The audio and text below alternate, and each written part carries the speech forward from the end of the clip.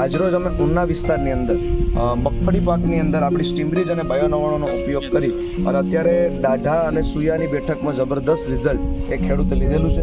તો એમની વાડીએ આપણે આવેલા છે. તમારું નામ જણાવશો આખું? મારું નામ કાનાભાઈ કાળુભાઈ મુકવાણા.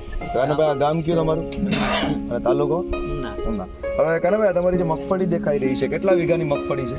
મારે 10-11 વીઘાની. 10-11 વીઘાની. ઓકે, એમાં આપણે આ અત્યારે સ્ટીમરીજ અને બાયો 99ના કેટલા છંટકાવ લીધા છે? હજી અત્યારે એક જ લીધું. એક છંટકાવ લીધો છે. કઈ અવસ્થાએ કેટલા દિવસ થયા? આજ 15 દિવસ થઈ 15 દિવસ પહેલા રાઉન્ડ માર્યો છે. ઓકે, તો આ રાઉન્ડ માર્યો એ શેના માટે અત્યારે છંટકાવ લીધો હતો? એ દાઢા માટે લીધું. દાઢા માટે. તો અત્યારે આ માર્યા પછી દાઢાની જે ફૂટ થઈ છે એ કેવી થઈ છે બતાવો જરાક આ ખેડૂતોને. કોઈ પણ તમે જોઈ શકો છો મગફળી અત્યારે દેખાઈ રહી છે અને અત્યારે જે દાઢાનું ભાઈ આપણે કહી રહ્યા છે, તમે અહીંયા નજર મારી શકો છો. કોઈ પણ મતલબમાં દાઢાની અંદર ચેક કરો તો અટાણે જબરદસ્ત જે સુયા અને દાઢાની બેઠક છે તે જોરદાર લાગેલી છે. અને એકાદો આપણે અહીંયા ઓલું પાડીએ તો તમે જોઈ શકો છો એકદમ વેલ ટાઈપ દાઢા ફૂટેલા છે. હા, નજરની સામે છે તમારે, બરોબર. એ સાથે સાથે કોઈ પણ મતલબમાં જગ્યા ઉપર તમે ચેક કરો કે જે દાઢા ફૂટેલા છે તે કેટલા જોરદાર રીતે લાગેલા છે, બરોબર. તો અહીંયા તમે જોઈ શકો છો કે ફક્ત 2 થી 3 ઇંચ બાકી છે, બાકી બધા એટલા દાઢાની સંખ્યા ફૂટેલી છે. તો આના સિવાય આપણે નવા છંટકાવ કર્યો કે જગ્યા મૂકેલી હતી એ મૂકી છે.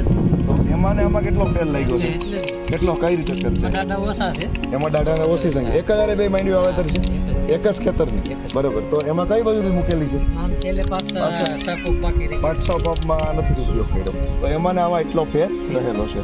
તો બીજું આ મગફળીની જે ગ્રીનરી છે, આનું જે બંધારણ છે એ કેવું લાગે છે?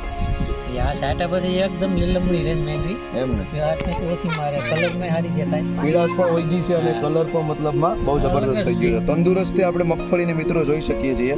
જો આવી તંદુરસ્તી હોય અને આટલા સારો દાઢાની સંખ્યા હોય, કુયો બેઠક હોય, તો ઉત્પાદન સારું થાય કે ન થાય? આ વગરનો મતલબમાં રહી હા, એટલે સારામાં સારું થાય. તો અત્યારે તમારે મતલબમાં સમજી લો કે આ સ્ટીમરીજ અને બાયો 99નો ઉપયોગ કરવાથી તમને દાઢા પડવામાં કેવો ફાયદો જોવા મળ્યો? દાઢામાં આ બધી દવા મારી હતી ખોટી. આ એક મારવું પડે. એનું રિઝલ્ટ 100% મળે છે ને. તો જે ખેડૂત મિત્રોને અત્યારે મગફળી 50 દિવસ ઉપરની આજુબાજુનો પીરિયડ છે અને સારી દાઢાની બેઠક કરવી છે, તમે સ્ટીમરીજનો ઉપયોગ કરી શકો છો. આપણે જોઈ શકીએ તમે તમામ મગફળી અને તમામ જગ્યા ઉપર જે રિઝલ્ટ છે તે આપણી સામે રહેલું છે.